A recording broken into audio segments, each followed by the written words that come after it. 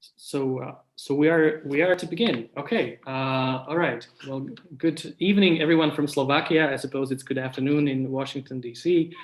My name is Martin Lutheran, but I'm Catholic, and I'm Slovak, and I'm one of the organizers of the Free Society Seminar, which normally, under normal conditions, which we haven't had in this world for the last year and a half, we would now be all in Slovakia at the Free Society Seminar at its 20th anniversary, actually. I'm rector of the Collegium of Anton Neuwirth, who is a co-organizer together with the Faith and Reason Institute of these Free Society Seminars. And it is my pleasure to be the moderator of this evening. We have a panel of 3 speakers, distinguished speakers. Each of them will have about 30 minutes to give his talk on the challenges of free society, and we'll have short question and answer sessions after each talk. So if you're with us and are willing to ask questions, you can ask the questions in the chat, and I will ask them at the end of each talk. Also, so if you're with us, it's a good practice to have your microphone muted, and I suppose we can go on and start with our first talk, which is given by Dr. Robert Royal, who really doesn't need an introduction for this audience, but still, I'll say one important thing for us, that Dr. Robert Royal was chosen by late Michael Novak to be his successor in leading Free Society Seminars, and has done that for many years, coming to Slovakia every single year.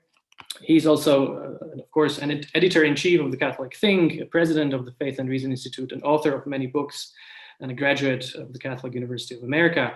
And so I welcome Dr. Royal to give his talk.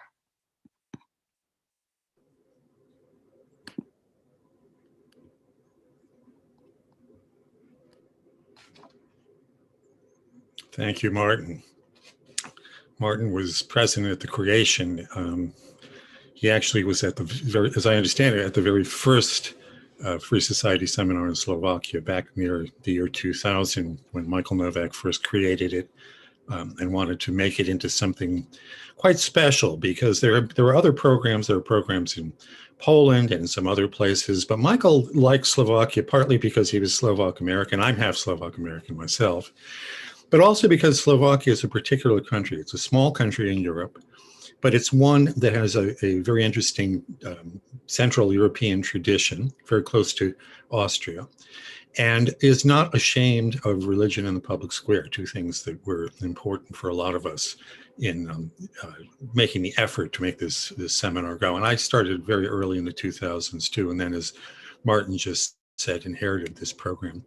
I want to commend Martin, because one of the consequences of Martin's very fine work and his labors as a student, he has a PhD from Oxford, and instead of just becoming a faculty member somewhere, he founded this Collegium Anton Neuwirth, which is a Catholic residential college, sort of on the model of something like Oxford, where students come together and they live together, take their meals together. They usually go to other colleges and universities or business schools or law school, and then also take courses together in the evenings that are more focused on the faith and philosophical questions. So it's had a remarkable history already, and I think many great things are ahead. So I commend Martin.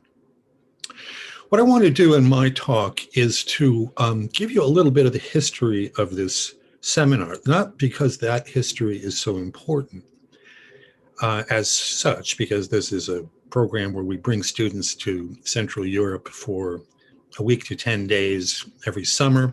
We have hundreds of alumni now who have careers in business and in journalism, and actually in government positions in Slovakia and the EU. And they've come from as far away as the Philippines and Ireland and all over Europe, the United States, and Eastern Europe.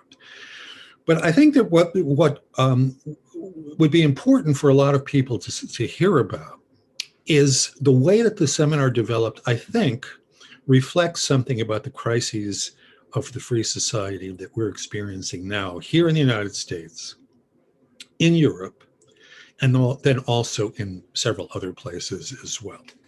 So stick with me. This isn't just an internal history. It reflects something that I think shows a kind of a development, a social development that's been reflected by our studies. So what I usually do at the beginning of the seminar is explain the tradition of Catholic social thought, because that was very important to Michael Novak's understanding of what a good and a free society ought to be. And I'm sure any of you who are watching this who have done any studying of Catholic social thought would know that it really begins, modern Catholic social thought begins in 1891 with Pope Leo XIII, who published a encyclical called Rerum Novarum, which means, depending on how you translate it, of new things. It means that literally. But more idiomatically, what it means is of revolution. And at the end of the 19th century, the church, and more specifically Leo XIII, who was himself a philosopher and a promoter of Thomism, where they were quite aware that these secular revolutionary currents were emerging everywhere. It wasn't just the French Revolution. It wasn't just the unification of Italy in the middle of the 19th century, but that something was moving in society that was partly good, the drive toward freedom. It was partly good in the sense that it also seemed to promote technologies and the use of science to better the human condition.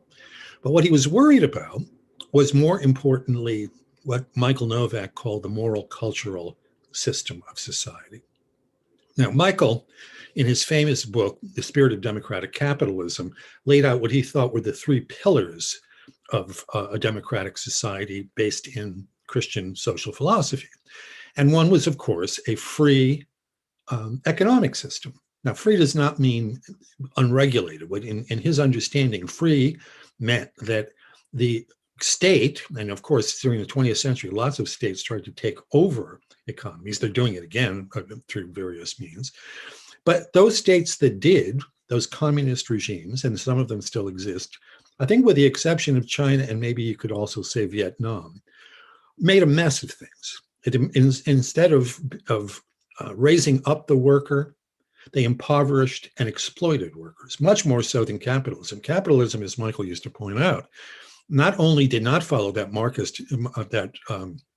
Marxist history, that it would exploit workers to the point that they would revolt. Actually, what happened is that the workers in capitalist societies got richer and richer and richer. There were still problems, but they got extremely wealthy compared to what they were when societies were mostly agricultural. And Leo notices that problem, and he sees that people are moving into cities and they're working in factories and they're not on the land anymore. And he writes Rerum Novarum to say that capitalists, or the people who own production, and workers don't have to be opposed to each other as classes the way that Marx thought, that they can be collaborators, that in a kind of a Christian perspective, they can be collaborators in what's going on. And that this was an important thing for society, that the property was an important way to preserve liberty. As we know, if you have a certain amount of property and a certain amount of wealth, you have a certain independence, even at a very humble level. But that is true also at larger and larger social levels. So Leo pointed out, in a very famous phrase, that if socialism were to be successful, it would be the worker himself who would first suffer from it. And ironically, 100 years later, who was it that overthrew communism first in Poland and then on? It was workers' movement, Solidarity in Poland, famously. So there's that economic element that's important, and we could talk a lot about that, but we don't have time for that today. The second important element was a free political system. Now, free does not mean you do whatever you want. Liberty is there to do the right thing that you ought to do, but that you have some responsibility for doing in the economic sphere and also in the public square being both politics and society more generally, okay? Now, in the 1930s, another encyclical appeared. I'm giving you kind of the idiot's guide to Catholic social thought here, but we started Rerum Novarum in 1891. In 1931, there's a new encyclical that comes out from Rome called Quadragesimo Anno, which means on the 40th year. It's 40 years since 1891. And in the meantime, what's happened is the Russian Revolution has taken place, communism is in place in Russia, fascism is in place in Italy, and Hitler is about to take over and impose the Nazi regime in Germany. So in 1931, the popes look around at what's going on. The Pope looks around at what's going on and says, an important principle for us is subsidiarity. Now, subsidiarity is a kind of hard concept to understand, but it just means that, almost literally means that no social level should absorb the level below it if that level below it can do the job it needs to do. So parents raise children. We don't let the state absorb the role of parents. Schools, local schools and jurisdictions handle local questions, and there are states, and then there are, larger bodies than that. But the principle of subsidiarity means that there has to be social space. So space for what later started to be called civil society, because otherwise, either the states, individual nations, or in our time more, of course, an emerging international order begins to absorb everything, and has very granular ability now with the technologies that we have to go into every nook and cranny of society in order to control it. Now, I want to point out for Americans who are watching that this really has an echo in our American tradition. And I won't speak for other countries, but other countries have tried to implement. The EU talks a lot about subsidiarity, but I think doesn't practice it quite the way that it was meant to be done.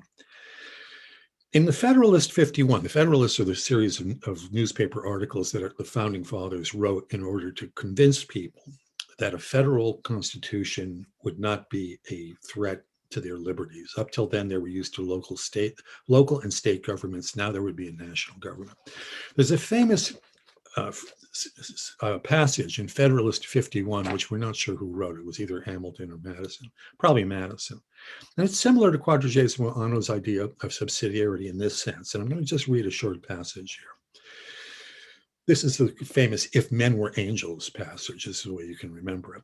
And Federalist 51 says, "It may be a reflection on human nature, but that such devices should be necessary to control the abuses of government." They're talking about, the separation of powers and enumerated powers. So there's a limit on what a federal government can do. It may be a reflection on human nature. But what is government itself but the greatest of all reflections on human nature? If men were angels, no government would be necessary. If angels were to govern men, neither external nor internal controls on government would be necessary. In framing a government which is to be administered by men over men, not angels over angels, men over men, the great difficulty lies in this. You must first enable the government to control the governed. A government has to have that power. And in the next place, oblige it to control itself. It's a very delicate thing to try to do. A dependence on the people is no doubt the primary control on the government, but experience has taught mankind the necessity of auxiliary precautions. So we have the rule of law.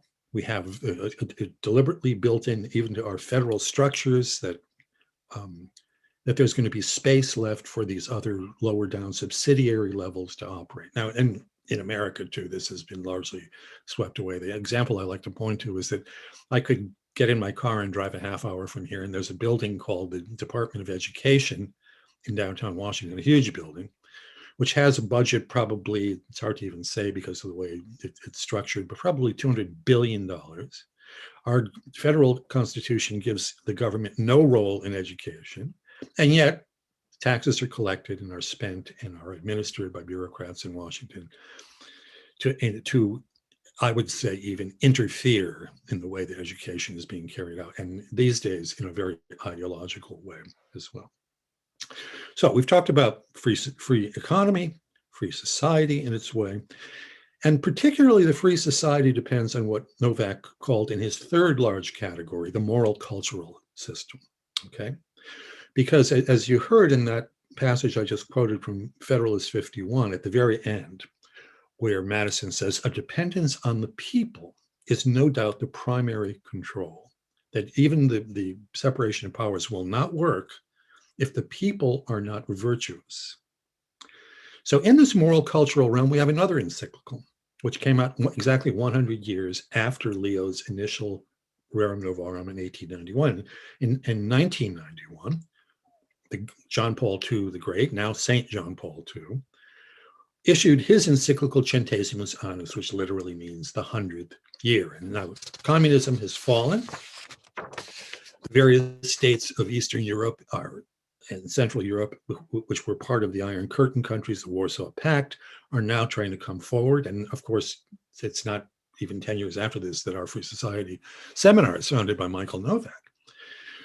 But John Paul II goes through the history of what happened during the 19th century, and he says it doesn't present a very pleasant picture, because the 20th century, I'm sorry, but that we thought that the 20th century was going to be this great century of progress, and it was in some ways in terms of medicine and technologies, and the way that people became wealthier. But it was also a century in which scholars have estimated that 200 million people died outside of military conflict.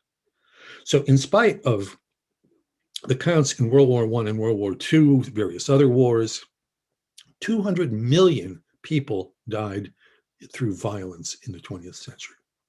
And that all had to be reckoned, John Paul thought, as we got to the years immediately after the fall of communism, which was the last remaining totalitarian system. So he says this in his encyclical. I'm going to read a slightly longer passage here because it's his sort of summation of how now in 1991 are we to regard that moral cultural system, that free political system, and that free economic system, those three. So here's what he says, and this is at paragraph 42 in Centesimus Annus, John Paul II. Returning now to the initial question, can it perhaps be said that after the failure of communism, capitalism is the victorious social system, and that capitalism should be the goal of the countries now making efforts to rebuild their economy and society? Is this the model which ought to be proposed to the countries of the Third World, which are searching for the path to true economic and civil progress? That's true progress. He responds to his own question. The answer is obviously complex. If by capitalism is meant an economic system which recognizes the fundamental and positive role of business, the market, private property, and the resulting responsibility for the means of production, as well as free human creativity in the economic sector, then the answer is certainly in the affirmative, even though it would perhaps be more appropriate to speak of a business economy, market economy, or simply free economy. I'm going to pause here because Michael Novak used to insist on the term capitalism because he said it was a Marxist term, and he was going to make them kind of eat it. The caput in his mind was of the head, and that therefore it was this human creativity and human intelligence that was at the heart of capitalism when it's running right, obviously not when it's exploitative. So John Paul II has affirmed a great deal of that. But now he turns and he says this. But if by capitalism is meant a system in which freedom in the economic sector is not circumscribed within a strong judicial framework, which places it at the service of human freedom in its totality, and which sees it as a particular aspect of that freedom, the core of which is ethical and religious, then the reply is certainly negative. Now, properly understood, and of course, Michael Novak was a dear friend with Karol Wojtyła even before he became Pope, and had some influence and input into this encyclical. We see here, I think, a concordance, because I don't think Michael would have disagreed, except on that term capitalism, with exactly what the Holy Father said here, that business has a positive role, that a market economy has a positive role. There must be a rule of law.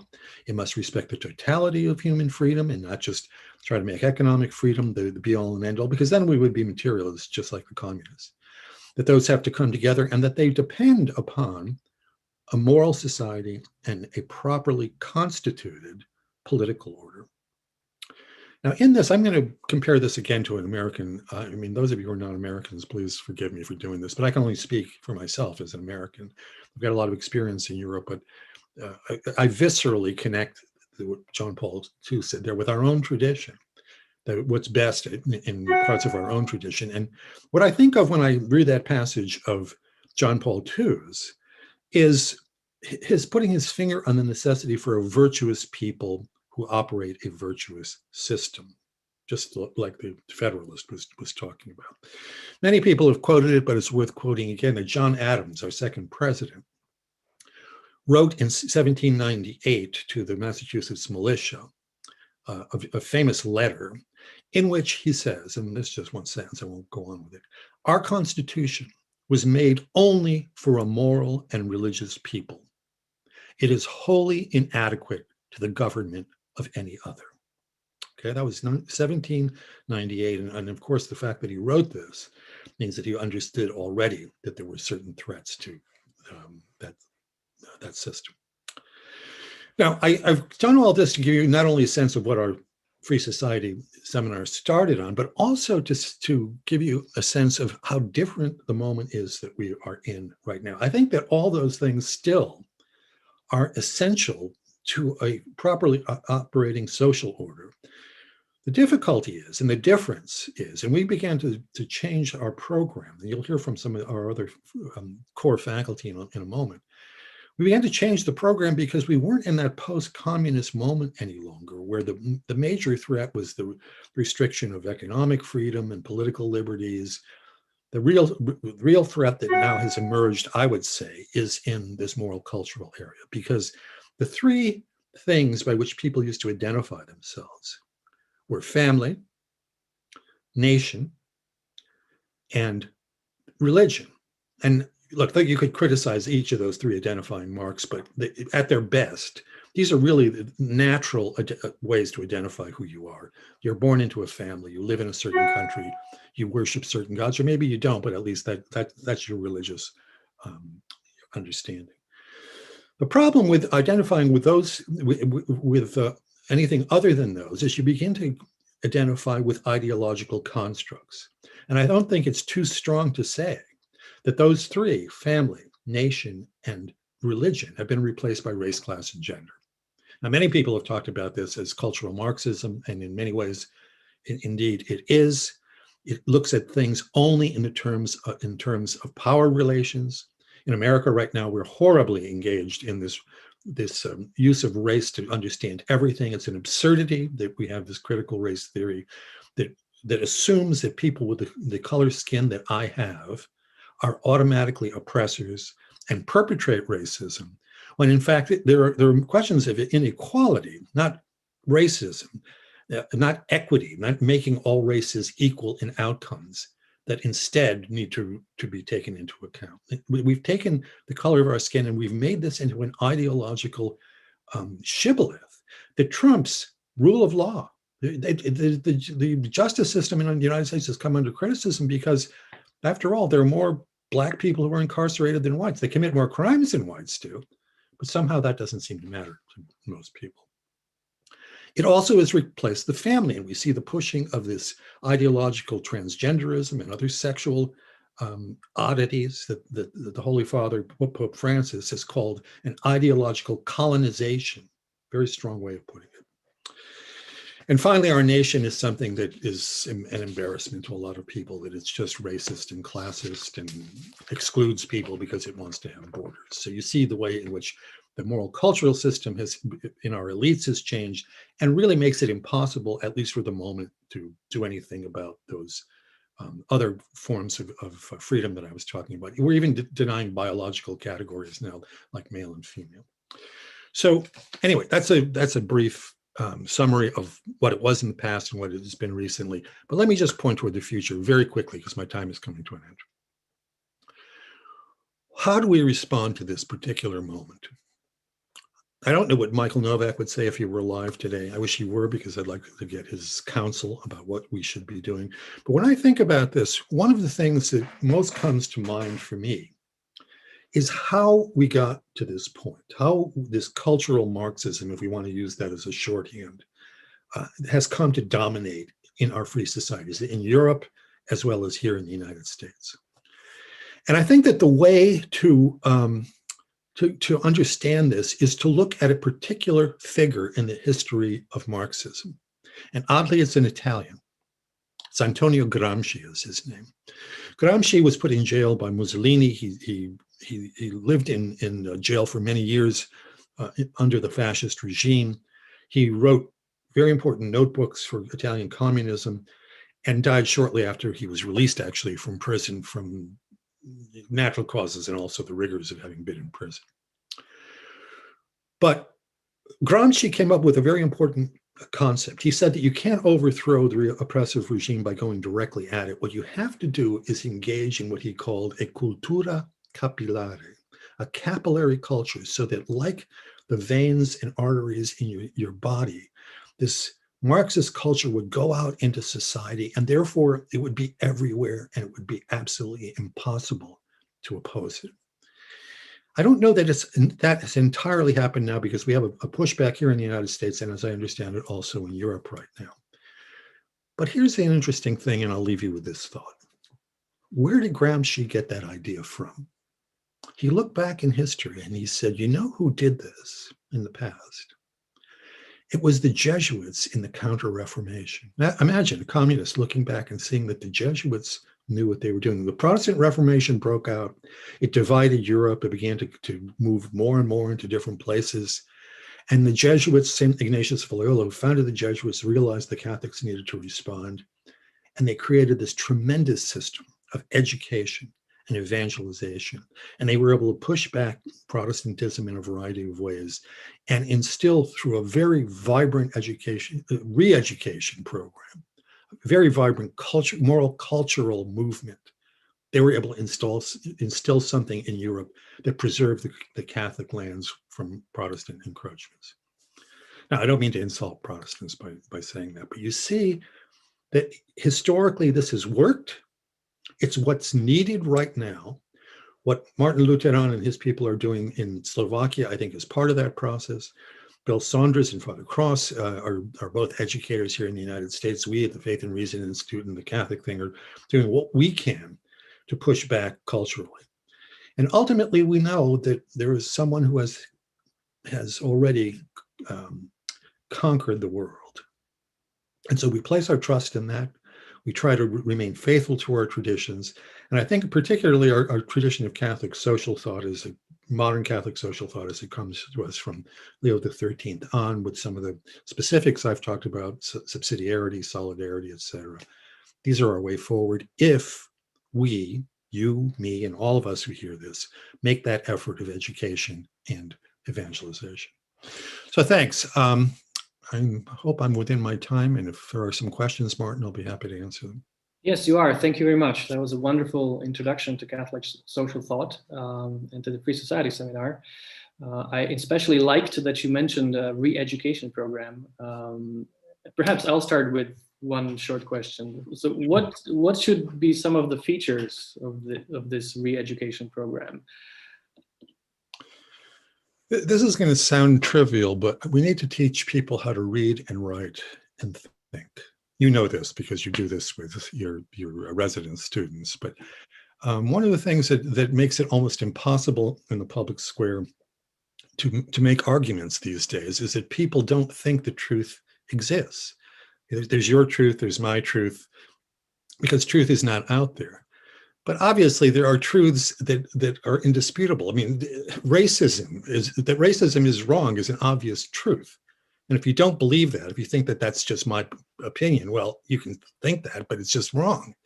So we have to try to make that absolutely fundamental effort so people can write and speak and think clearly. Because once they do, they'll re-engage reality. But until we do even that most fundamental, almost primitive of things in our schools, I think we're going to have great difficulty. But then, of course, it can go on to much higher levels as you do. So, thank you. We have another question from Antonio, who asks whether among capitalism, socialism, communism, and Marxism, which do you think could be a better ethical system or type of government in running of a free society, in terms of its morality and integrity? Well, I mean, look, Marxism, socialism, they've talked a good a social game, but what have they produced? I mean, where are the socialist societies that are free and that are virtuous and that are admirable? I don't really see them. You can maybe point to some socialist type societies in small countries that are pretty monolithic, like Sweden or someplace. But really, where socialism has been tried, it's always been a disaster. Cuba, you look at places like Venezuela right now is I think an utter disaster by this imposition of a thuggish socialism, which is always the case because there's no liberty under socialism, and so the governments inevitably our free society governments are corrupt, and they're run often by self-interested people. Once you have lost the kinds of checks and balances, and people begin to use the cover of ideological moralism, well, of course you get into all sorts of difficulties. And it happened in Eastern Europe. It's happened in African countries. China is a bit of an exception. It's allowing kind of a capitalist economy to operate under the auspices of a kind of Marxist regime, but it's a hybrid, and we'll see how that actually ends. For me, I think that the historical record is just clear that for all their faults, democratic capitalist systems have been good for both workers and for capitalists, and have produced more liberty, generally are more religious and I think open to human values than other systems that have been tried. But look, it's a big world, and people are going to want to experiment with this, and we'll see how it all turns out. Perhaps one last practical question. There are many books on this subject. Which do you recommend? Well, again, I would say Michael Novik's the Spirit of Democratic Capitalism just kind of states the pre-woke version of what societies ought to be. Now, we joke a lot in the United States about being woke, about race and gender and whatnot. Look, there are legitimate insights in these new woke movements, but they're taken to such an extreme, and they don't realize that the very values that they're using to make these criticisms are based on Western Christian principles. And one of these other society has ended slavery. Yes, there was slavery in the United States, but it was basically British Christianity, the evangelical British Christianity, that ended the slave trade, and then slowly worked itself through all sorts of different means to make people feel basically guilty about slavery. In the United States, we fought a war actually to end slavery in our Civil War. So I would say the spirit of democratic capitalism is quite important. Also, for people who are interested in economics, Thomas Sowell, who is a Black American economist, but much more than an economist. Almost any one of his books is worth reading. His book on Marxism, he was a Marxist when he was a young Black man, but he came around to the idea of what a free and virtuous democratic capitalism system should be like. I think that I would read anything by him. There's a new biography out just now, I think last month, by Jason Riley about him. He's also quite remarkable. But look, read the social encyclicals, look for good interpreters of those encyclicals. There's a wealth of material out there, just people haven't studied and then tried to implement it. Thank you. Thank you very much, Dr. Royal. And now it's my pleasure to introduce our second speaker tonight, Bill Saunders. Bill has been coming to Slovakia for many years and has influenced many lives with his touching and interesting and inspiring lectures on human rights and various bioethical issues. He's a graduate of Harvard Law School and fellow and director of the program in human rights at the Institute for Human Ecology at the Catholic University of America. I give floor to Bill Saunders. Thanks, Martin.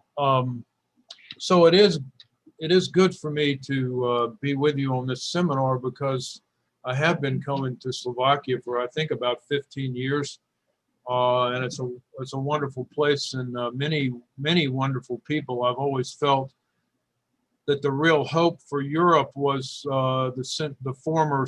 the countries of former what we called Central Europe, and Slovakia, Poland, Hungary in particular. I also want to say that my program at the Institute for Human Ecology at Catholic University focuses on human rights from the Catholic perspective, which means it is heavily indebted to John Paul II and also to Mother Teresa, and also to a saint you may have heard of, you would know her as Saint Josephine Bakhita. I knew her as Blessed Bakhita, because when I worked in Sudan, she had not yet been canonized, but she was an inspiration and a powerful intercessor for a people on the edge of annihilation in Sudan. And I am a lawyer and a public policy person, so I approach things in that way. I look back on things like my experience in Sudan and other things, and they shape the way I look to new issues that are on the horizon. Usually in the seminar, I will talk about 3 or 4 issues and use it to illustrate deeper themes, which I can't do now because there's not enough time, but I will sketch some issues that I see on the horizon or in the living room, that are with us right now, but may even be coming more strongly in the future, that point to deeper issues. But my lodestar through all this is human rights. And I know that a lot of people, obviously in the seminar, I'm usually speaking to European or American students who are just post-college, maybe in graduate school, or maybe college age. And there's a different audience that may be listening to this at different times, some of whom are Americans and are not students, etc. So I can't handle the issue exactly the way I would in the Free Society seminar that meets in Slovakia. But the lodestar, as I say, is human rights. I know a lot of people who think of themselves as traditionalists or conservatives or whatever. I don't like the term human rights. They think it is owned by the left or the cultural Marxists that Robert Royal was referring to. I dissent from that view completely. I think, I hate to mention this, but you're having the European Cup, and if 2 teams are playing soccer and one team fails to show up on the field, the other team wins. So human rights is a language that most of the world resonates to. I venture to guess that if you ask people on the street, 99 out of 100 would say they believe in human rights. But the question is, what do you mean by human rights? So if people who have a good understanding cede the field to those who have a bad understanding, a cultural Marxist definition, then we've lost the game before it ever started. And I want to be in the game, and I want to win the game. And I want to win the game not in some mean way, but I want to win the game because I do believe in truth, and I do believe there are insights about the human person that are fundamental, and that actually, if you drill down, most people share these, even though they are under assault by elites and elite aspects of the culture. So in my human rights program at Catholic University, which is a 1-year master's program, and I've had graduates of the Free Society seminar have been among my students. It's a new program. But we look at human rights from a philosophical, theological, political science, and Catholic social teaching lenses. So we have different courses looking at it from different perspectives. We also look at it from the law. So I think the most important thing of the last 100 years is the modern human rights movement, which emerged from the rubble of World War II. I know some of you know this, so I apologize, but I want to bring it to the minds of some of us who may be listening, some of whom may be young, some of whom may have suffered under poor education and not really grasped this. But the Second World War was a worldwide war where you had, obviously, there was the war in Europe, which devastated Europe, but there was also the war in the Pacific against the Imperial Japanese Army and Navy, and it devastated Asia as well. It cost in lives something on the order of 80 million people. I mean, nobody knows the exact number, but of those let's say 80 million people, 55 million of them were non-combatants. They were innocents. They were bystanders. They were civilians, and yet they were slaughtered in magnitude almost double that, more than double that of the combatants in the war itself. And there was a rare moment of lucidity for the nations of the world, and they realized that if there was a third world war, there would be no war to fight over in a fourth world war. It would mean the end of humanity. And they formed the United Nations. As those who have been in my seminars know, I have plenty of criticisms of the United Nations, and I may mention some of those criticisms a little bit later today. But the fact is, the nations of the world realized they needed to cooperate to try to avoid a third world war. And the principal element they identified was the protection of human rights. And they issued a statement called the Universal Declaration of Human Rights. Is it a perfect document? No. Very few human written documents are perfect. Is it a very good document? Yes, it's a very good document.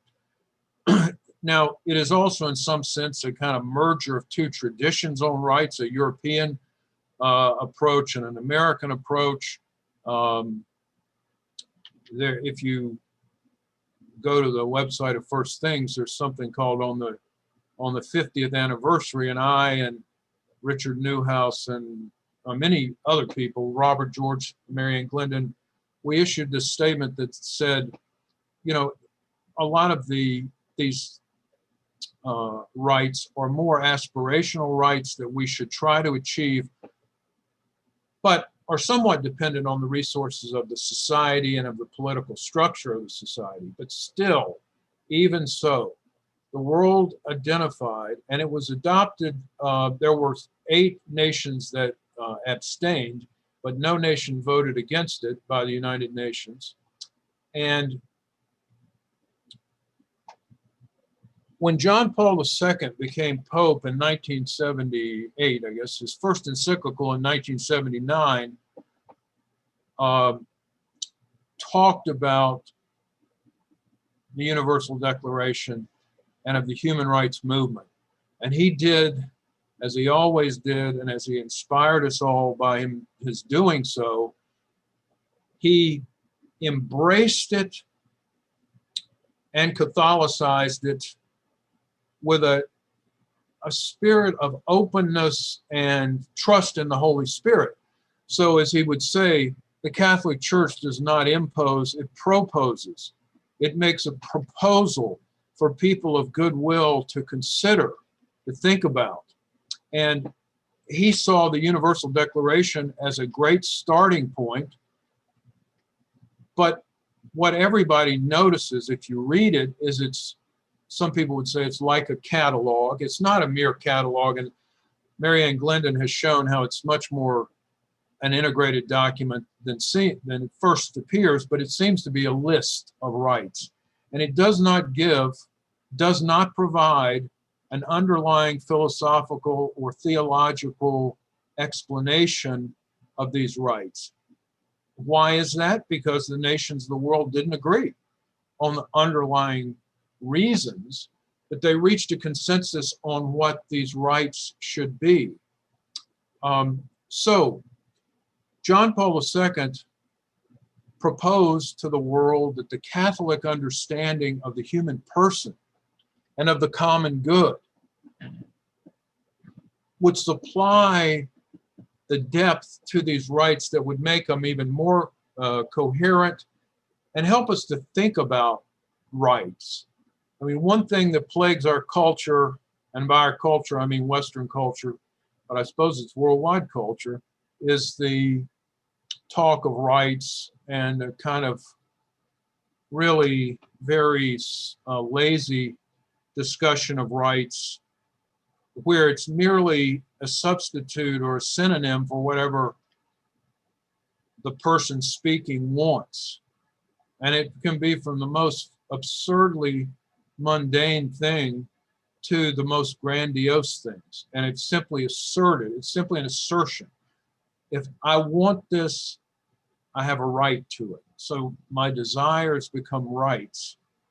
That's extraordinarily shallow, because the whole Western tradition has recognized that even if it didn't talk in rights terms all along, the rights and obligations are two sides of the same coin, and that we don't exist as mere individuals, but as persons in community. And those principles are in the Universal Declaration, though it's clear they're not developed like the rights are, but they're recognized within it. And again, I agree with Professor Glendon, it's our job to explicate that more. But so I would say the fundamental problem, in a sense, is the same as it is in every age, which is the dignity of the human person, recognizing, protecting, defending, celebrating, joining hands in community to recognize the dignity of the human person. In doing that, then we advance and even create the common good.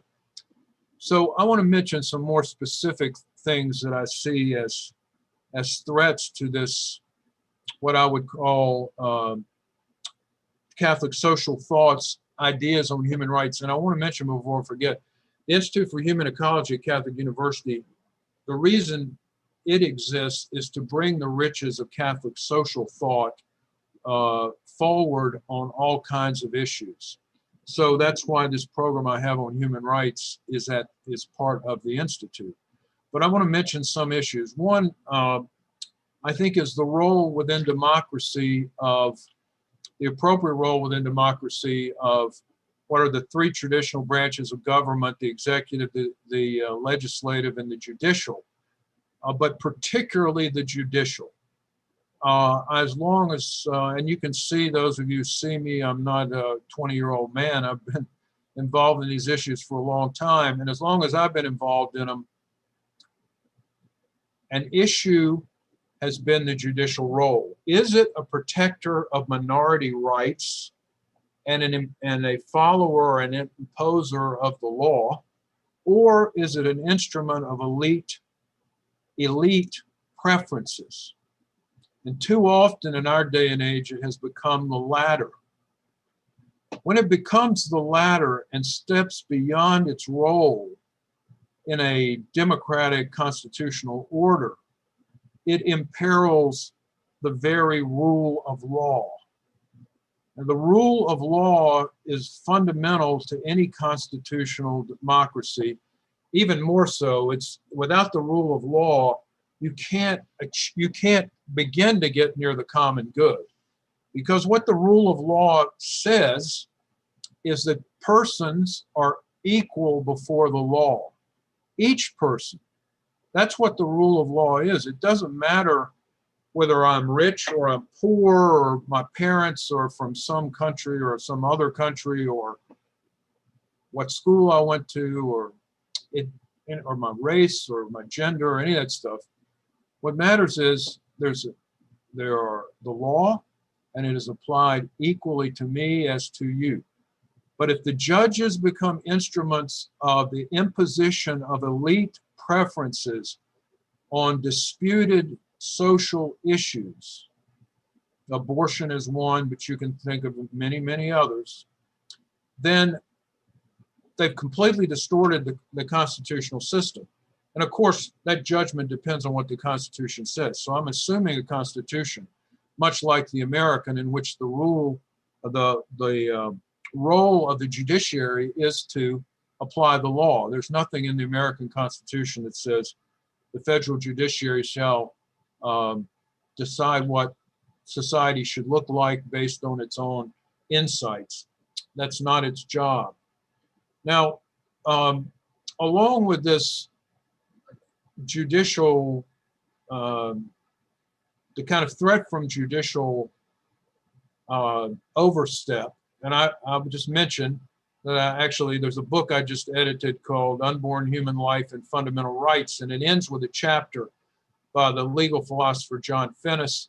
And in that chapter, he talks about how the judiciary is often the agent for imposition of elite preferences, which is counter democracy and imperils the rule of law. It also starts to empty out the idea of human rights, and it makes human rights simply something that's imposed by one group in society on another group. Again, as a lawyer, and I say this to anybody out there, whatever you do in your life, you have contracts and things like that that govern your life. You sign documents. You know, it might be as a renter, you might rent a car, you might rent an apartment, you might buy a car, you might buy an apartment. You sign a document. That's a written piece of paper. It says what your rights are, and it says what your obligations are.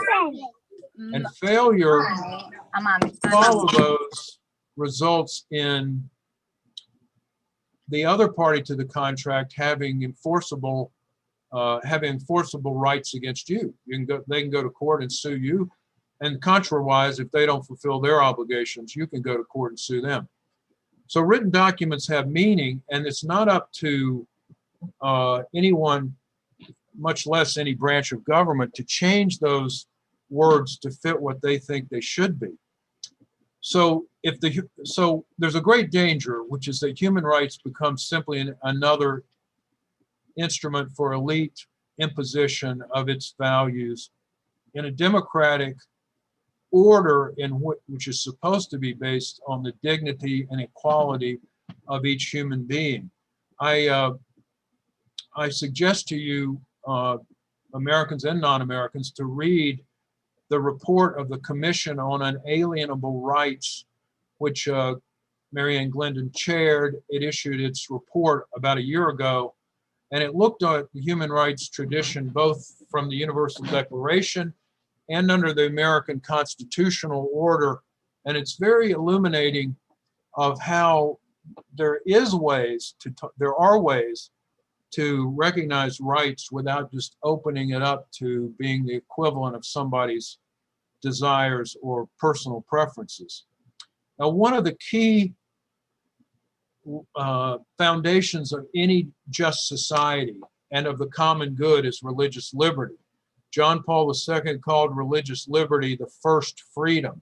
The reason he did that is because it's the premise of free society. You have to be free to search for the truth, but an important part of religious liberty is the freedom of the church. So the church also has to be free to propose its views and its doctrines and to evangelize. And in many situations in the West, that's under threat.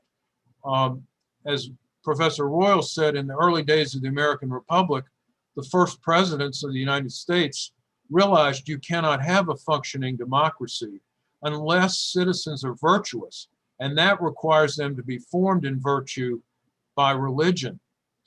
In America today and in other parts of the country, the world, sometimes religion is treated as the enemy. So there are efforts to eliminate or strongly define to a minimum what religious freedom means. That's a major mistake and a major threat to the free society. I think I also want to mention totalitarianism. Again, Professor Royal mentioned Centesimus Annus, and in Centesimus Annus, John Paul II says totalitarianism is not an option. It's not a political option that Catholics can embrace because it's based on, as he said, an anthropological error about the meaning and the dignity of the human person. But in our world today, there's many totalitarian threats. I want to raise up for your consideration the one particularly posed by the Chinese Communist Party. We're not, as Bob Royal said, we're not back when in the days in '89 when communism had just collapsed or been driven into the ground in Eastern Europe. But we are facing at least, I think, as formidable a threat in the Chinese Communist Party, and its rapidly progressing efforts to turn itself into the first fully totalitarian society where every citizen, the billions of citizens in China, are monitored by cameras all the time, where the Uyghur people in Northwest China have Communist Party members living in their homes to monitor them. The Chinese Communist Party, though, is not just a threat to its own people, it's also a threat to the world, which all of you, I hope, realize after what happened with the COVID pandemic. And whether they developed it in the Wuhan lab and released it intentionally or unintentionally or whatever, or in the failure of the vaccine, which the Chinese Communist Party said they developed, which is a failure, has a success rate of about 15%. They imperil other countries. Their military might imperils other countries. And at international organizations, they are seeking to control international organizations from the WTO to the UN. It's a totalitarian state, and it's a major threat to the free society because of its size and power and determination. I don't have time to really get into many other issues, so I'll just touch very briefly on them. I'll just kind of mention them. One is the mainstreaming of abortion in international law and in domestic law. I know that there are resolutions going forward at the European Union to do this and at the UN to do this. The fact remains, however, that abortion is not a human right. It's never been recognized in a binding international treaty. Whether you like it or don't like it, you got to convince your fellow citizens to pass it into law, unless, as here in the United States, you can get the judiciary to do it for you. Now, the other issue I want to just mention is end-of-life issues. We in the West, and really in the world, face a tsunami that is just over the horizon of a rapidly aging population and not enough children. People don't have children, whether it's America or Slovakia or even China. They don't have enough children. Now, it takes about 10 workers to support a person in retirement. And in most countries, you don't even have a one-to-one. So what's going to happen? Well, I know that one thing is going to happen is there's going to be a further push for legal recognition of suicide, of assisted suicide and euthanasia as a solution. There could not be a less loving solution to the isolation or illness of old age than the encouragement of those people to take their own lives. And I think of all the issues we talked about, what that issue may do to our consciousness in a bad way could be the biggest one. So I hope to see a lot of you in Slovakia as students in the future or in my Master of Human Rights program. I turn it back over to Martin. Thank you very much, Bill. Thank you for your reflection on human rights. We have several questions from our viewers. And, one is related to UN. You talked about UN, and perhaps the question is, to what extent do you think that the UN has done a good job in safeguarding, protecting human rights, and perhaps especially during this worldwide pandemic? Well, I don't think they've done a very good job. I think they're a very imperfect kind of set of international organizations at their best. I mean, at their best, they don't do a great job.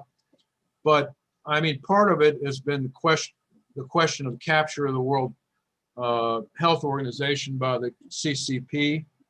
But I do think that from one perspective, the UN has done a good job, which is it has never yielded to, although there are plenty of bureaucrats and sometimes American administrations that want to push things like abortion as human rights, there have always been nations who've stepped up to point out that it's not a human right. So the UN has never done that yet. They've never tried to impose, I mean, I want to say tried to impose.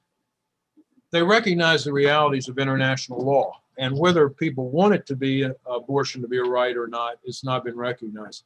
So in a sense, they've kind of, I give them a kind of, you know, instead of we say in America 3 cheers, I give them a cheer and a half. But I do think that I do want to say, for young people, there's nothing better, in my opinion, you can do than to join your diplomatic service and get assigned to international organizations and uphold your nation's values against the cultural imperialism of the rich Western countries, or get appointed to delegations. Don't give up on these institutions, because if they're left alone, they will impose bad things on us. Thank you. Another question. Church and secular leaders rarely, if ever, invoke our need to be accountable to ourselves, to the wider world, and to God. How bad must matters get before this horrible lack of focus on personal accountability be corrected? I'm going to punt that to Father Cross, who's coming up, and who's a priest. He can. Next. All right. Well, the last one is a fairly difficult one. Do you believe that the right to divorce should be considered a human right? No, I don't. But I can, you know, I can explain that. Probably don't have time to get into it all. But the question really is, so I'm a lawyer. So first of all, I look to see, is it in the human rights documents? And it isn't. So then the question becomes, is it good for society or not? And there you have to enter into both the sociological, I think, and philosophical consideration of whether divorce or divorce in certain circumstances is good. I think that the no-fault divorce in the United States has been as important an element in the collapse of the traditional moral order generally as anything else, because at least as done in the United States, it kind of enforces the idea of rights without obligations. All right. Thank you very much, Bill. We can now turn to our last but not least very distinguished speaker from Toronto. Father Derek Ross is an Oratorian father. He teaches philosophy and theology at St. Philip's Seminary in Toronto, and he has been with the Free Society Seminar from the very beginning. He has attended every single one of them, has been coming to Slovakia every year for the last 20 years, which we always appreciated very much. And we'll be happy to hear your talk tonight. Father, it's your turn.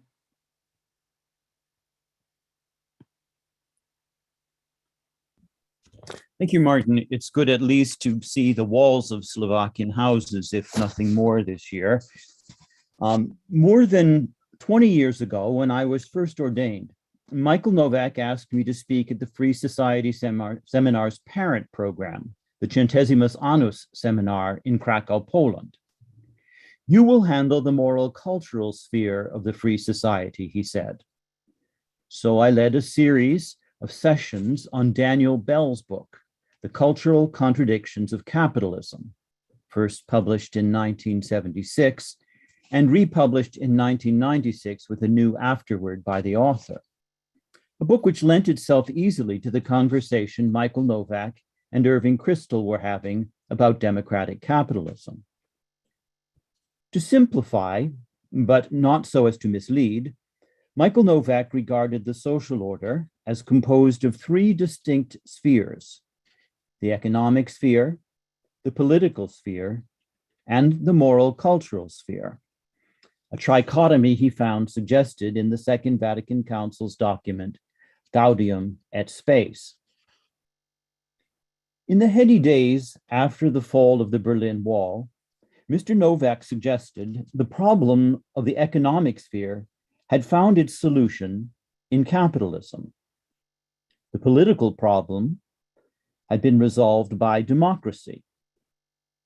But still problematic was the moral cultural sphere, which was the site of contention and fragmentation.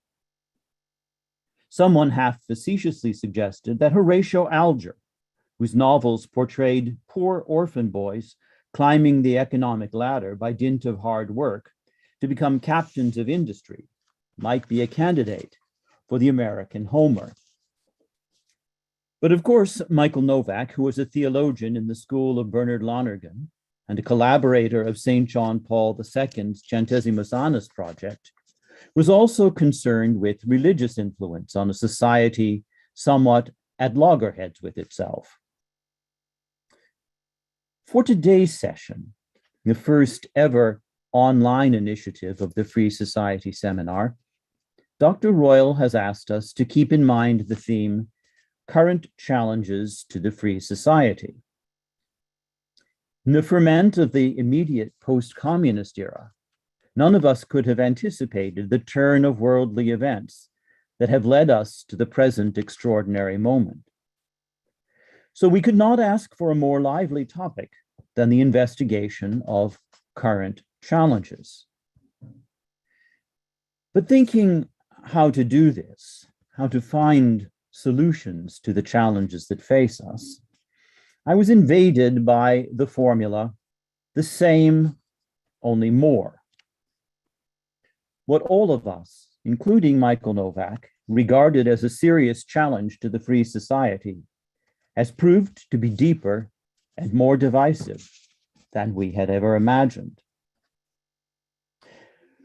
As a way of persuading you that, at least in terms of principles, the contemporary challenges are the same, only more, I have selected another book to examine. The two editions of Daniel Bell's book, The Cultural Contradictions of Capitalism, were published, as we have seen, in 1976 and 1996. The book I would like to discuss this afternoon is even older, first published in 1938, with a third edition in 1951.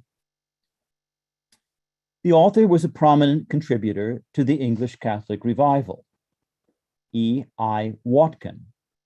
His dates are 1888 to 1981. Some of his works have recently been reprinted by Ignatius and by Clooney. You can find online a short article about Watkin on the Crisis magazine site, and an important excerpt from one of his longer books on the Communio site. Suffice it to say that Watkin was a longtime friend of Christopher Dawson, the Catholic historian sociologist, who has also recently been making a comeback. Watkin credits Dawson with teaching him many things, but of the two, Watkin is by far the more philosophical and inclined to entertain the insights of spiritual theology as well. His discussions of politics mostly touch upon matters of principle, hence his continuing usefulness to us today, although he was concerned as well with the marriage of perennial principles and practical politics. Remarks from a practical perspective pepper many of Watkin's works, but two in particular situate politics against the breadth of human knowledge and experience. First was a small book, a contribution to the series Essays in Order, mounted by the firm of Sheed and Ward. This was called The Bow in the Clouds, an essay towards the integration of experience. A central facet of the totality of experience is enfolded in the chapter on technology, the ethical and social sciences, and history. Bow in the Clouds was published in 1931 and revised in 1954.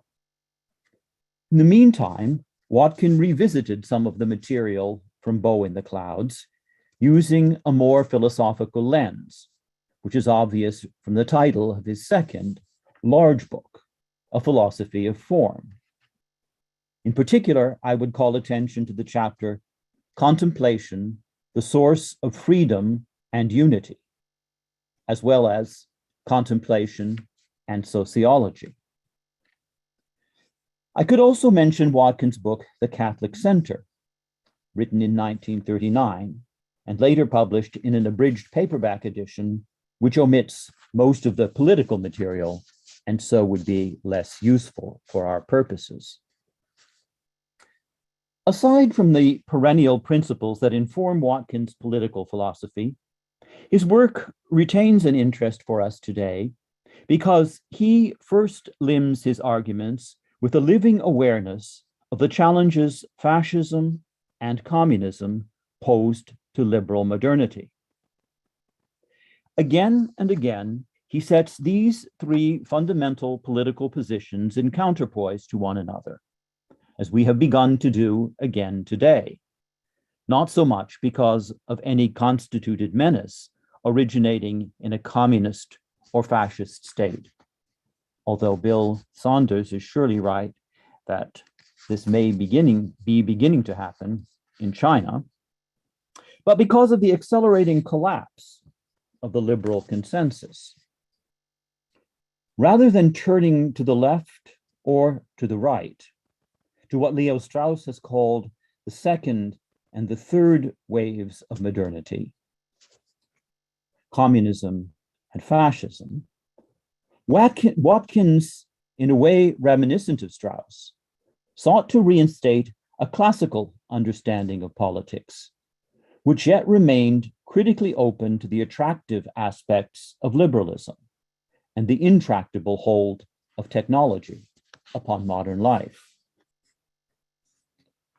I wish to draw attention mainly to a few sections from the large book, A Philosophy of Form, not the most likely vein to mine for suggestions of political reform, you might think.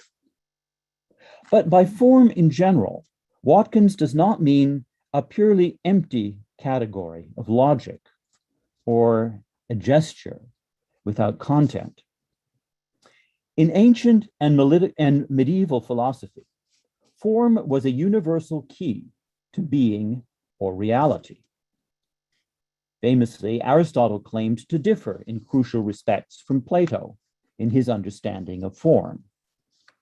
Watkins finds room for both Plato's and Aristotle's emphases, not to mention Bonaventure's and Aquinas's. But that need not concern us here. By looking to the integrated form displayed by a being, rather than the discrete elements that were ingredient in the things coming to be, one arrives at a non-reductive explanation or understanding of reality. Watkins' book is an intricate investigation of the enduring utility of form in various modes of philosophical inquiry. But what does this have to do with politics? Although Watkins does not mention it, the subject matter of Plato's and Aristotle's political philosophy is the politeia, the polity, regime, or commonwealth, which is nothing other than an identity-giving form. Just as the form or inner identity of man is his soul, the form of a state is its polity or constitution. Here is what Watkins has to say about the political form. As in the ancients, it is a continuation of ethics, which pertains to the choices and action of individuals. To the practical ordering of individual conduct by the application of absolute norms to relative and changing circumstances, absolute and relative ethics, united in a concrete whole, corresponds an ordering of social conduct, also a combination of absolute norm and relative application. This, he says, is the science of politics in the widest sense, as the ancients understood it, including what is now called sociology and its subordinate science, economics. In other words, the science of politics is far from being a value-free discourse. The political form, what we might call the polity, is also understood by Watkins by analogy with the individual's discrimination of forms in his areas of competence. Watkins says, as with the individual, so is it with a society, and above all with a culture. For a culture is based on a distinctive outlook, which opens to its view particular forms or categories of form, and prevents or renders difficult the sight of others. As in the case of the individual, the field and level of its vision are demarcated by the agencies which have shaped it, by economic, political, geographical, and historical factors, by the artistic, speculative, and religious influences to which it has been exposed, and which to a large extent are its inheritance from previous cultures. They are also determined by the vital purpose operative in the society, which is the subject of the culture. The selection of forms within that field or on that level is in turn prescribed by the same agencies and purpose.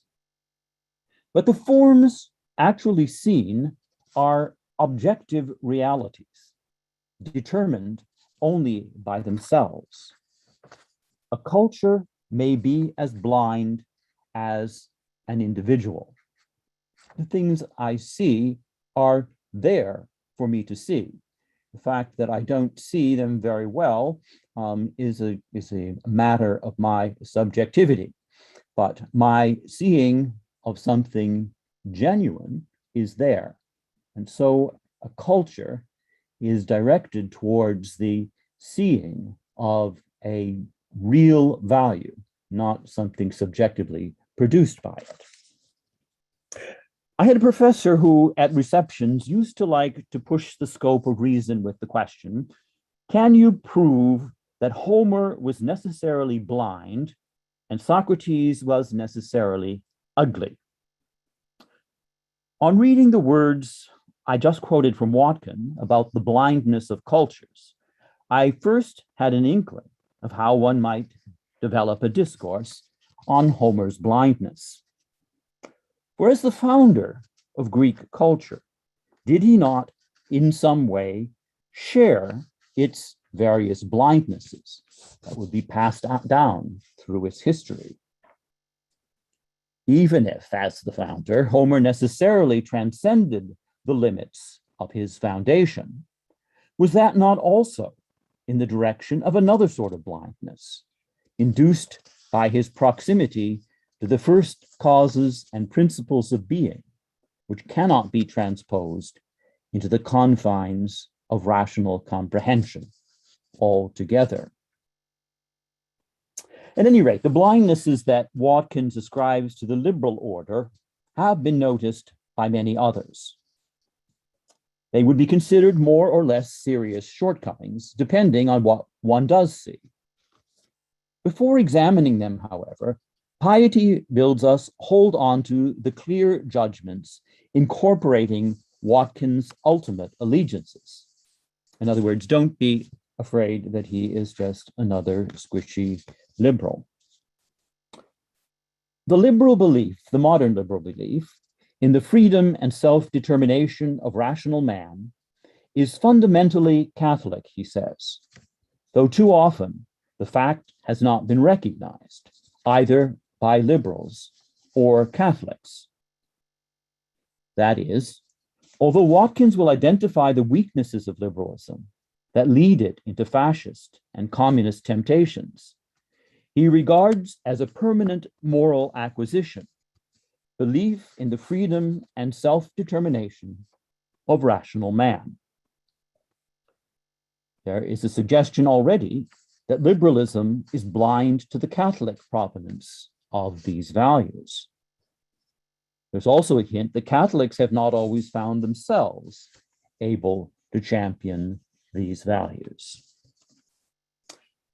What then is the necessary, that is, the systematic blindness of liberalism, according to Watkins? Liberalism, by which I mean the system under which the parliamentarian democracies of Western Europe have operated and to a large extent still operate, says Watkins, lacks a substance to fill its framework. That framework is the application, in practice more or less incomplete, of the principle that the individual and his development are prior in value to society, and therefore that he must enjoy the maximum degree of freedom from social compulsion, consistent with the equal claim of all his fellows. The substance that this liberal framework lacks is, of course, an understanding of the individual whose freedom the framework assures. Watkins notes that a dominant strain of liberal individualism simply takes over from the decadent medieval schoolmen the metaphysical atomism of the nominalists, according to which only the individual and particular is real. The universal, the form common to many individuals and binding them together, is a fiction. Insofar as it has reflected this nominalist atomism, Watkins maintains, the liberal society has been unduly loose. For this atomic or nominalist sociology, society is not an organism informed by a common purpose, but a mere collection of individuals whose sole bond, the only foundation of society, is an artificial compact necessitated by their common interests, the general agreement or social contract of Hobbes and Rousseau. Obviously, what Watkins, in agreement with Karol Wojtyła and Michael Novak, among others, wishes to do is to insist on a more adequate understanding of the person, the community, and freedom to fill the empty framework of nominalist liberalism. This is all the more necessary in consideration of the justified critique of liberalism made by rival political philosophies. As Watkins says, that it represents an atomic metaphysics and sociology is a criticism which has been urged with justice against liberalism by fascists. One of the current challenges to the free society Dr. Royal has urged us to keep in mind is surely a flirtation with Strauss's third wave of modernity, a fascism which is not blind to the perception of political form, however inadequate may be its grounding of this communal form. But isn't there more to be said for liberalism than to note its genuine affinity for individual atomism, bowling alone, as a famous study puts it? Watkins himself admits as much. Subliminally, but fortunately, present in historical liberal societies to this point have been two other traditions crucial for establishing its dignity. Watkins then concedes Liberalism does not merely reflect metaphysical atomism. Had this been the case, it would not have evoked the enthusiasm and self-sacrifice of so many noble spirits. It also represents an intuition of value, partly psychological, partly ethical. Here I should remark that Watkins is using the phenomenological terminology of two of his mentors in matters ethical and political. Max Scheler, also studied by St. John Paul II, and Aurel Colman. The intuition of value is the tutored insight into objective, ethical, and political form. There are two non-liberal sources for the appreciation of this substance, which fills the increasingly empty framework of liberal freedom. Of the first of these, Watkins says, the value of the individual with consequent rights not to be sacrificed to any social claim is the value of a soul whose central being belongs to an order of reality which transcends altogether the dominion of the state or any other secular society. It is the value of a soul in contact with eternity and capable of God. And the perception of this value was not derived from the nominalist atomism, which superficialized it into a purely secular value, the value of the individual as a being capable of temporal pleasure and pain, and the subject of utilitarian interests. It was derived, as Comte de la Bédoyère has so truly insisted, from Christianity, with its message of individual salvation. It is always Watkins' aim as a theological writer to promote a Christian, indeed a capaciously Catholic purview, and to propose what he calls the Catholic center as the true ground on which conflicting and fragmentary intuitions can come to rest and conciliation. But he, like Leo Strauss, also wishes to acknowledge another source that has promoted the recognition of an ethical political order beyond the systematic blindness of liberalism. Here, Watkins invokes his friend Christopher Dawson's scholarship. Dawson, he says, had drawn attention to the Greek conception of democracy, aristodemocracy, democracy understood as aristocracy for all, though in fact only for all the free citizens. Watkins, who, unlike Dawson, is not a historian, quickly sketches some lines of descent through which these two sources reach us. First, again, the Christian contribution, now acknowledging its use of classical philosophy. He says, the Christian intuition of the supreme religious worth of the individual deepened and fulfilled the Hellenic intuition of his intellectual worth, his value as an intelligent being. And then Watkins, who was a Catholic convert and an ecumenically minded member of his generation, also mentions the role of Protestant spirituality. Historically, this spiritual insight, Watkins says, was handed on by Protestant pietism, itself, as Ritschl has proved, derived from an influx into Protestantism of Catholic spirituality, to liberalism, where it blended more or less with the secular individualism of the social contract. The result of these historical confluences against an individualism securely founded on this perception of the worth of the soul, no state or class socialism can make good its claim.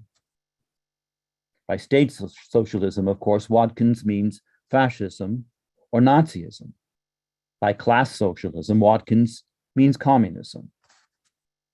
Thus, we may wonder whether, without the saving supplements of Christianity and classical philosophy, and the intuitions of value and social form that they enable, state socialism and class socialism will not find a route from their own riverbeds, seeking to fill the empty substance of the liberal form.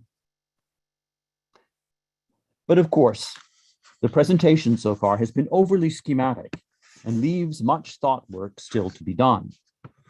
How has the Christian classical form been able to work within the liberal matrix? Have these two traditions remained extrinsic to each other? Can they remain so hermetically encapsulated as to be two separated regions of being which dare not interact? Watkins responds to the attempt to make religious intuition the prisoner of a religious reservation, forbidden to transgress the golden line, separating it from the secular state. The individual would be religiously emancipated, but otherwise subject to secular society and the commands of the state. Watkins responds to pointing to the likely outcome of such rigorous policing of the individual's religious life. A society which denies the worst of the individual in every sphere except religion is not likely to respect permanently his religious worth. History is eloquent to the contrary. Thus, Watkins would most likely endorse the slogan that religious freedom is the first freedom, meant to trickle down. Religion can have its salutary effect on society only if it is not confined to the religious sphere. Of course, as we have seen, the ennobled liberalism of substantial freedom does not descend from the Christian religion alone. And so in his response, Watkins does not neglect the intellectual freedom of Hellenic aristodemocracy. The speculative and aesthetic activities of a spirit so noble as the human soul are too precious to be enslaved, warped, or exploited by political interests. The speculative spheres, whether metaphysical or scientific, and the aesthetic sphere of human experience are more profound than the political and economic spheres with which the state is rightly concerned.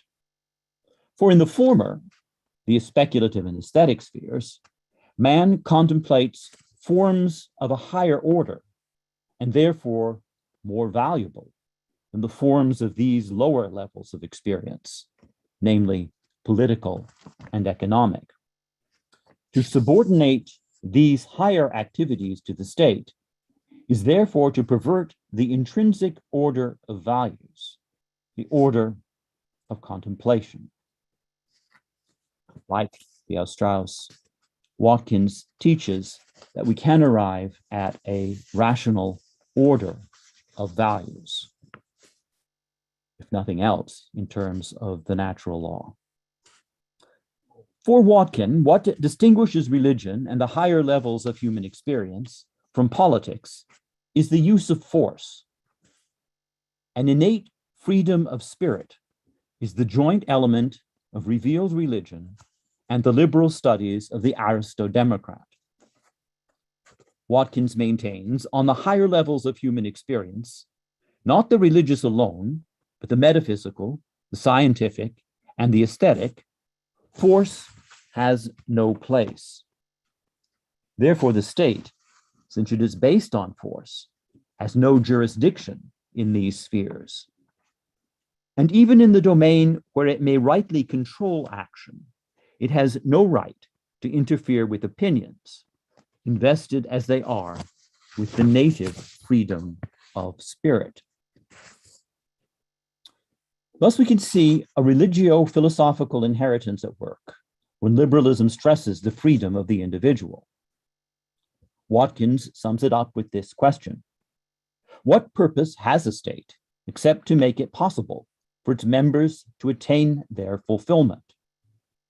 In the happiness and maturity of its individual members, which consists in the unfettered realization of their native capacities, a society achieves its own.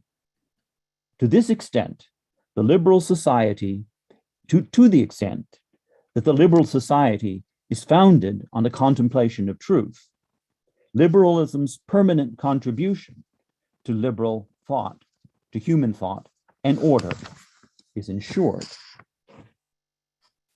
But this truth, the liberal truth, the ensured truth, is for Watkins only a partial truth. And he can help us discern and formulate that partiality. What then is lacking? According to Watkins, liberalism knows no systematic and rational order of values, possesses no definite metaphysic. Absorbed in asserting the subjective condition of individual self-fulfillment, recognition of man's individual right, it forgets the objective values which provide the content of that fulfillment. Freedom, yes, but for what? Individual right, but to what? These questions have received little attention. Given the subjective conditions of self-fulfillment, the objective conditions, it is thought, can look after themselves. This is certainly a fair presentation of the liberal mind, considered abstractly, according to its own logic.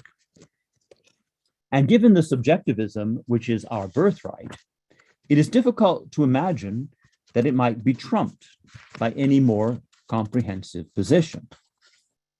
As Watkins has observed, liberalism has no perception of a metaphysical form, a law determining the significance of the universe and of man, which can bind individuals together and constitute the basis of an organic society. This is conceived by liberals to be a feature, not a glitch. But again, practically, in what does it issue?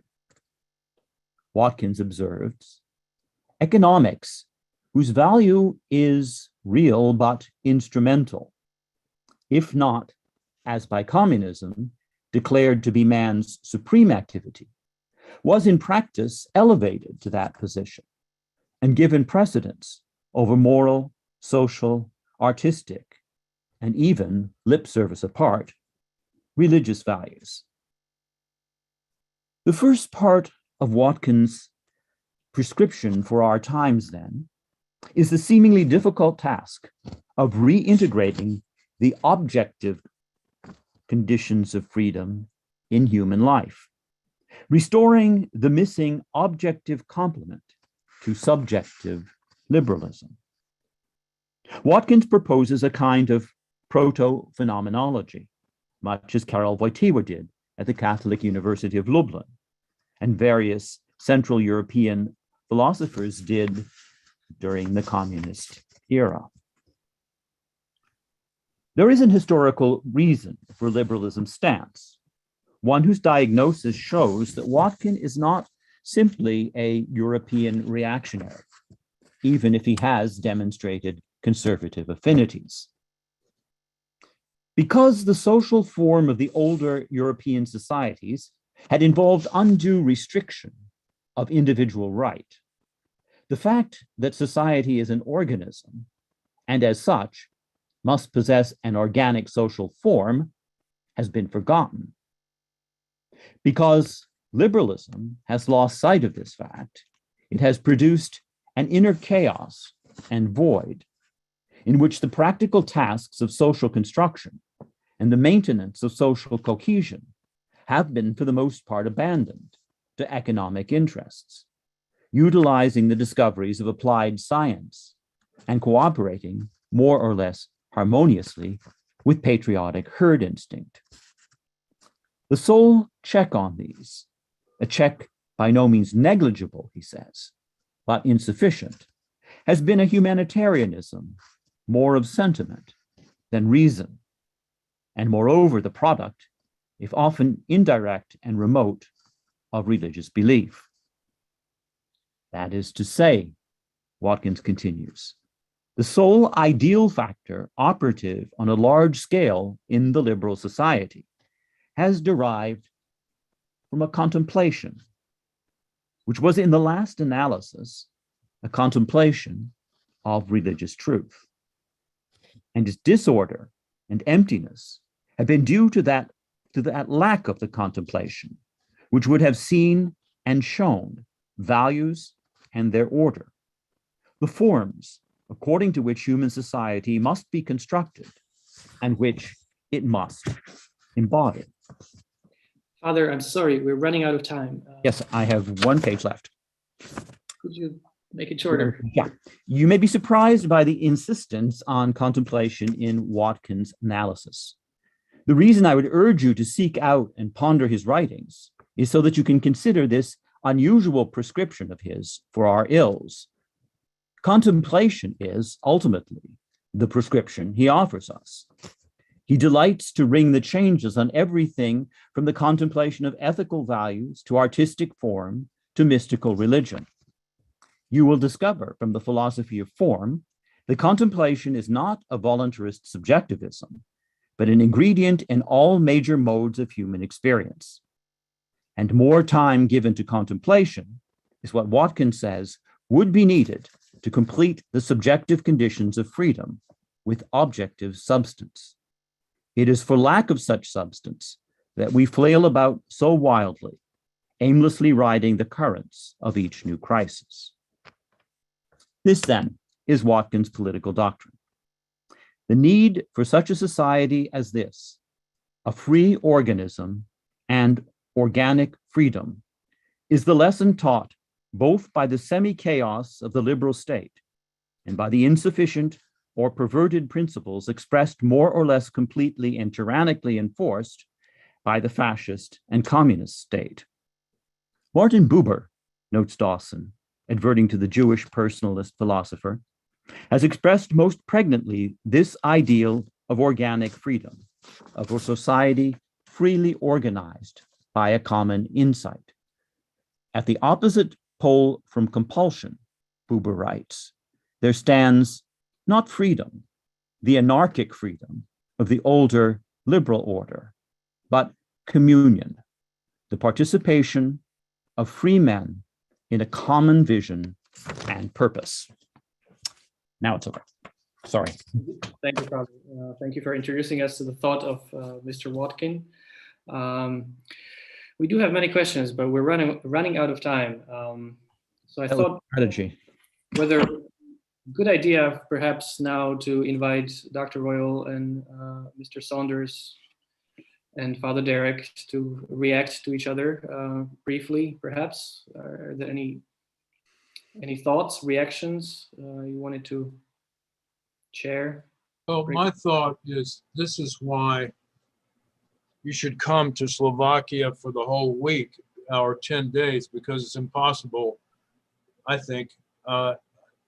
What we do in that week or 10 days or more is we have conversations after class, both among the professors and among the students and between the professors and the students, and we explore things in more detail. I mean, Father Cross raised a lot of things, but I don't feel adequate to kind of respond to them in 5 minutes or anything like that.